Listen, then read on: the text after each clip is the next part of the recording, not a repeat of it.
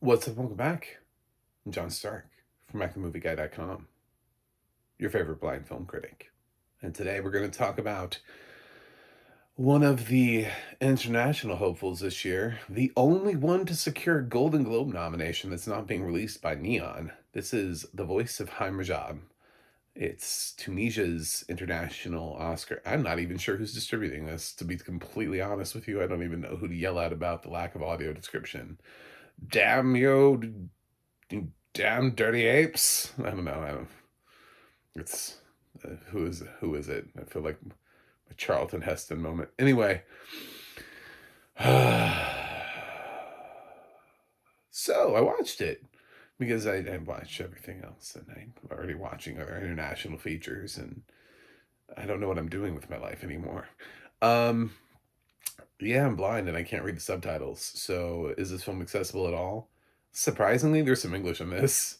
This is why I'm doing this. Since you're like, oh, yeah, there are a couple scenes where the cast has to argue with somebody in English, so they have to flip into English.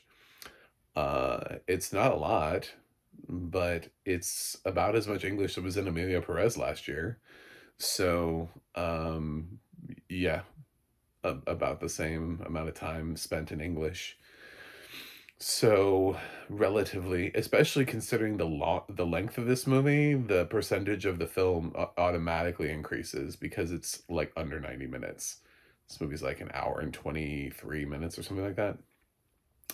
So, it's also known as being the film that made everyone cry at Venice and getting apparently the longest recorded standing ovation at Venice thus far. People stood and applauded for like 23 minutes for this, which is like a third of the runtime of the movie. So imagine that. And also imagine doing that for a longer movie. Imagine doing that for like a 3.5 hour movie and having to stand and applaud for a third of it. Just thank God the movie was short. So what is it? Well, it is Tunisia's entry this year, but it's set within the raging war in Israel Palestine, and uh, we are focused on sort of like a group that seeks to provide aid and try to locate survivors and help people get out of situations. And they get a phone call, and it's from a little girl. I'll let you guess what her name is. Hint, it's in the title. Um, and she is trapped in a vehicle that was attacked, and her whole family's dead. And they're trying to figure out how to get to her, how to save her, how to save this 6-year-old girl that's caught in the middle of a war zone. Well, not really a war zone, just an unfortunate area where there happens to be war. It's not intentionally a war zone, just probably living her life, and then oh my god, war. So um there are, from what I understand, this is my guess because it's really hard to understand. I think there are 4 people who work in this little facility and they bounce back and forth with each other. um and they all seem to be contemplating the weight of the situation and trying to figure out how to get somebody to give a shit to get this girl out, and work through the various channels that they have to be able to send somebody in, because they can't just send someone in, because it's a war zone. Um, they would like it if the Israeli army could just stop shooting at the vehicle with the little girl in it because everybody else is dead but the little girl. And why are they trying to kill a 6-year-old? So, like stuff like that happens throughout the thing, and some of that you can actually pick up in English. Because like the part about them shooting at the car, he actually said that's one of his lines in English when he's shouting to somebody at English. He's like, "Can you at least get them to stop shooting at the car?" You know. Um, so I'm not gonna tell you how it ends.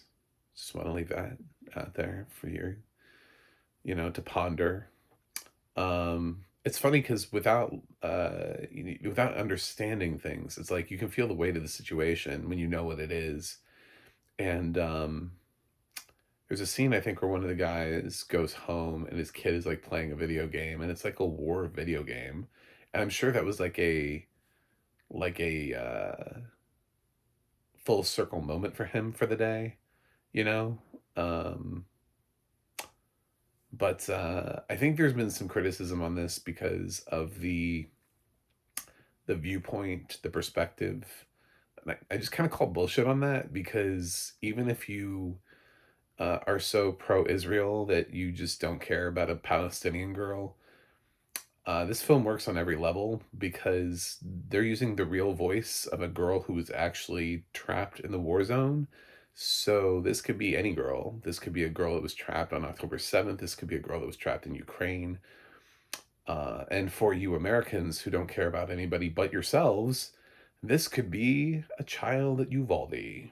This could be this could give somebody the idea to do the voices of Uvalde, which would take the phone calls that the kids made before they died to 911 begging for help, begging for somebody to come save them that never came. So imagine that being a movie, and then trying to say that that's some sort of, I don't know, that it doesn't matter, or that the voices on the other end of the phone don't matter because they're real people at some point. Uh, it is it's an effective gimmick to use a real voice, because it becomes impossible to hate the entity on the other end of the phone on any level. I think, unless you're a fucking asshole, like, unless that's the case, because it is an actual child. There's an actual child in danger on the other end of the phone. They're using the real phone call too. So anytime that you hear the real footage of an incident, of anything where people are in danger or dying or being, it changes that situation when you hear these 911 phone calls of situations, and like, that situation doesn't go well, at least for some of the people involved. Um, it always shapes the situation. So, I mean, this isn't like listening to, um, there were some people trying to call on United 93 before that plane went down. They're trying to use the phones to call out. It's not like listening to that, but it could be. I mean, there's so many situations where this could be utilized and then shown, where you do a dramatization of who's listening to the phone, and it's a real person on the other end. So it becomes impossible to just kind of, I think that's why it got the 23-minute standing ovation, is because it was sort of like an approximation of what really goes on when this girl called to ask for help. And it's just a 6-year-old. Like, she's not politically motivated. She's not, you know, um, and she's acutely aware that her family's dead. So, I don't know. If you don't like this movie, I just don't understand you as like a person, like as a human. I mean, if it's not your favorite film of the year, fine. But for people who are like propaganda, this is propaganda, I'd be like, it could be used for anywhere. Like, anyone could have made this with any girl, with any voice, with any boy, with anyone who was ever in danger anywhere. We could have used that audio call and then made a movie out of it. And when would you care? Like, what 6-year-old girl gets you to care? Is it not her? It's a different girl in a different situation in a different country. Which one do you care about? And so there are certain 6-year-olds that you do care about, and then others that you don't. I don't get it. I don't understand people who are not at least moved by the voice of I'm Rajab. But will it get in the Oscar race this year? I think it's definitely gonna get itself into the Oscar shortlist. I don't know how that doesn't happen. Um, but, because that's like 15 movies. The problem is Neon, and the problem is that Neon bought the race. So, in my Oscar predictions, I've been talking about what's gonna happen with Neon, and I think the question isn't so much because a lot of some people who've talked about the race is, would people vote for 5 Neon movies? I don't think they would. I think people are doing. The problem is that they're going to vote for most of them. And if every single person votes for 4 out of 5 Neon movies, if they don't vote for the same 4 out of 5, then Neon's racking up a ton of votes for the category. And that fifth place spot would have to be everyone voting for the same non Neon movie in order for that to register. So I think it could still end up being all 5, even if people aren't voting for that way. Even if people are filling up their ballot picking 4 Neon titles and then the fifth one, which is the strongest title that they liked, that's the non-Neon title. So out of the other like 10 that will be in contention. So it might miss out on an Oscar nomination. This and Palestine 36, your Palestinian themed entries this year may miss out on their chances at nominations. So not guaranteed to get an Oscar nomination, sadly, this year. But still worth watching. Still worth being emotionally invested with and engaged by. As far as the blind audience thing, I knew a lot about the movie ahead of time before I was given a screener for it. So I've seen enough people talk about the film that I conceptually understood what it was and what was happening.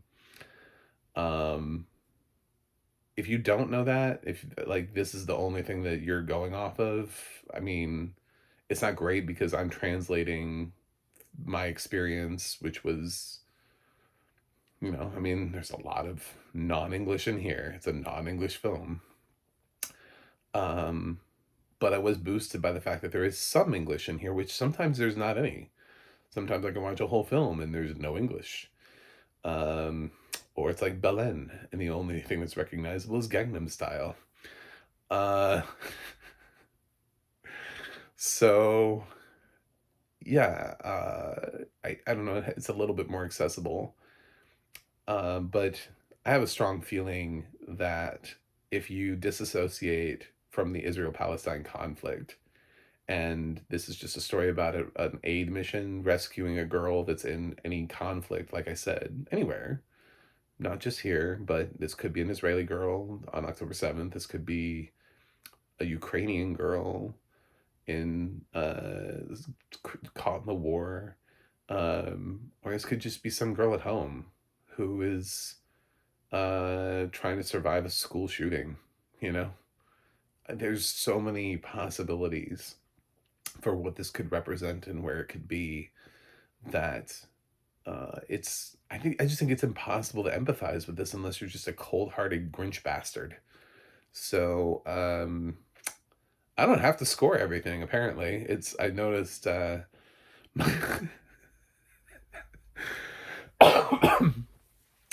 the tomato meter, I can actually just it does actually say optional on score. So um I think I'm just not going to score it, and we're just going to go fresh because it's hard to, and I should probably do that more thinking about international films because it's hard to kind of put them up against other things.